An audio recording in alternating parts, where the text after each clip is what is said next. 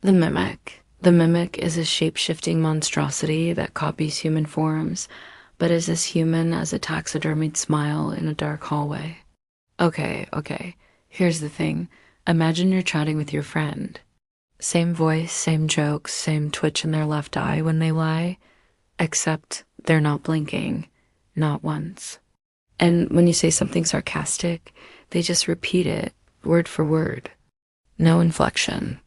Like a flesh puppet auditioning for the role of your anxiety, the mimic doesn't just steal faces. It steals presence, memories maybe, your mom's voice, your friend's laugh, your sense of safety when you hear familiar footsteps in the hallway. You know how a parrot mimics, but doesn't understand. Now imagine the parrot is 10 feet tall, hates light, and rips out your jaw when you ask it to repeat pretty bird. And it doesn't stop at just one. No, this thing can accumulate. There's lore hinting that mimics are collectors, like hoarders.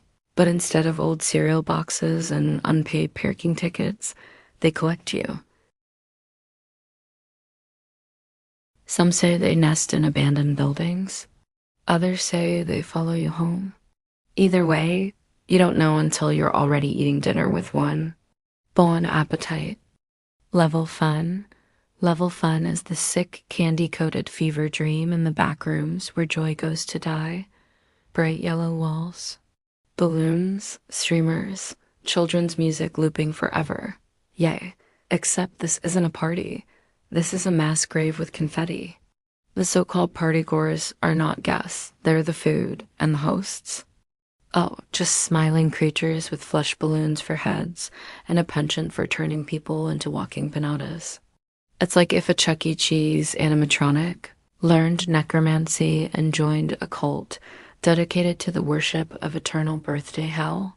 You think you're safe because it's colorful? That's the point. It's camouflaged by dopamine.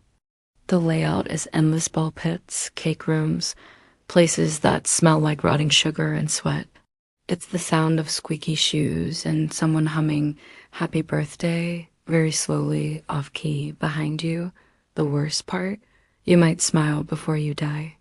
Not because you're happy, but because they've paralyzed your face that way. Their version of a party trick. Skin stealers. Skin stealers wear your flesh like a hand-me-down sweater and walk around like they own your face. There's something existentially wrong with the concept of being worn. Not killed. Not consumed. Worn. These things, these stitched-up mannequins with teeth where their logic should be, they kill you. Yes, but gently, surgically. They don't leave a mess. They need your body intact, after all. And here's the kicker. They're not always perfect copies. They twitch, they glitch.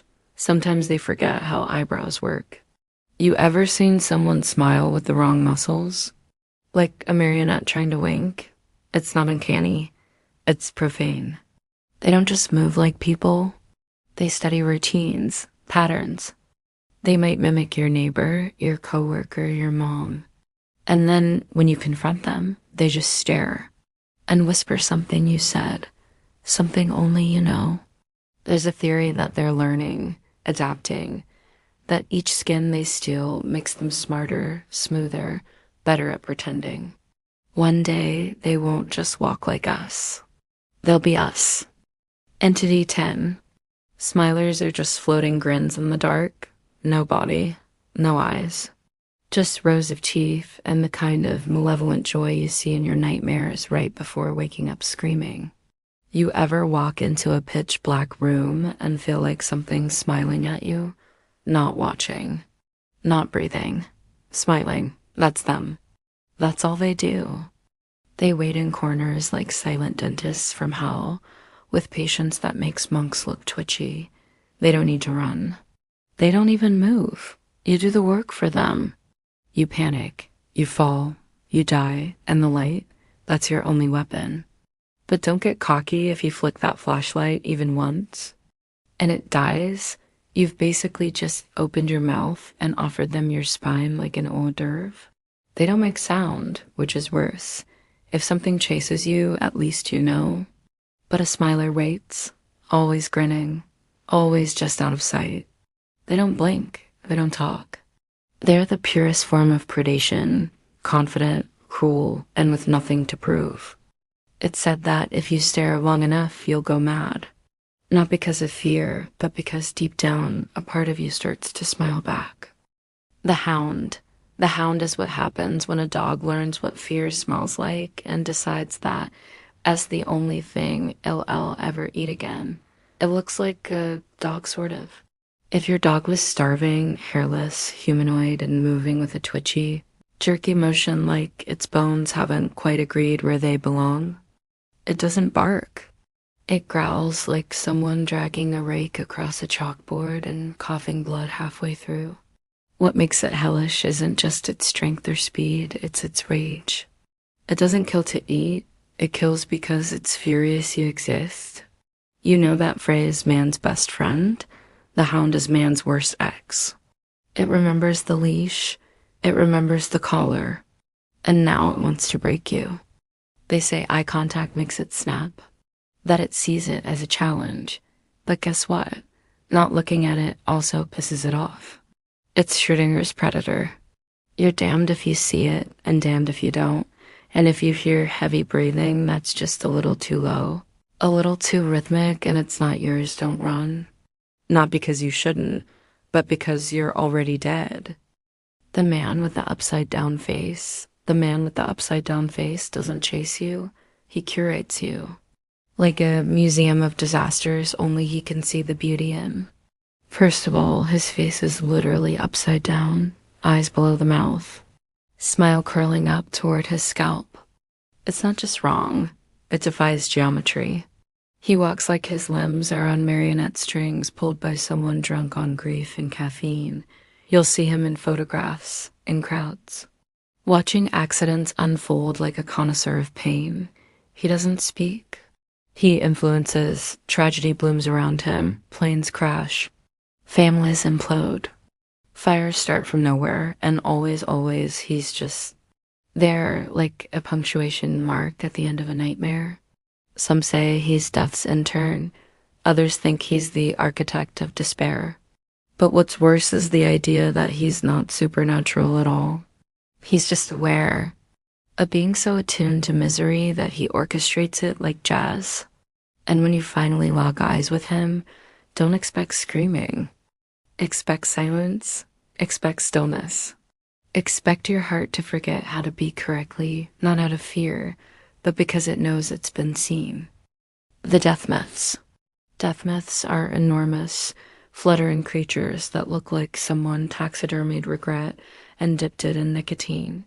At first you think, oh, it's a moth. Maybe creepy, maybe huge, but still just a moth. Wrong. That's like saying a blender is just a cup with ambition. Deathmoths aren't here to circle your light bulb. They're here to circle you until your blood becomes their mood lighting. There are two kinds, males and females. Males are massive, dumb, and usually non-aggressive, unless you shine a flashlight at them, in which case they act like a blackout drunk linebacker in a dive bar. But the females, different story. They're larger, smarter, faster, and they burn you alive. No, that's not a metaphor. Their wings secrete a chemical compound that ignites under certain temperatures. They are literal flying fire traps. You ever seen a 6-foot moth turn a man into a bonfire while flapping serenely through a hallway of bones? No? Good. Keep it that way. And the kicker? They're drawn to fear. Like junkies sniffing out adrenaline. So you have to stay calm while something with wings the size of a Toyota Corolla brushes past your neck with the grace of a serial killer ballerina. Imagine death coming at you softly, gently, elegantly, with wings. The facelings. Facelings are people-shaped. That's the problem. They're too people-shaped. No eyes, no mouth. Just smooth, blank skin stretched tight where a face should be. Like someone got lazy with the rendering. Like a placeholder NPC escaped the beta build of your nightmares. But here's where it gets worse. They're everywhere. And they act like they belong. Sitting in chairs, sweeping floors, carrying briefcases. You'll walk into a cafeteria in the back rooms and see 50 of them eating nothing, chewing with mouths they don't have in perfect silence. Some are harmless, they'll ignore you, but others, they fixate. You breathe wrong. They tilt their heads. You look away. They follow. And when they touch you, it's not like a hit. It's like being dragged into a psychological sinkhole. Your memories go fuzzy. Your limbs don't obey. You feel misplaced. Like you don't belong in your own skin anymore. There's a theory they're failed mimic attempts. That something tried to become human but skipped the part where empathy and sanity are installed. Others believe they're what's left after the mimics are done, the husks, the echoes. But I think deep down we fear them because we recognize something, the posture, the motion, the imitation of life, like looking into a mirror that forgot who you are.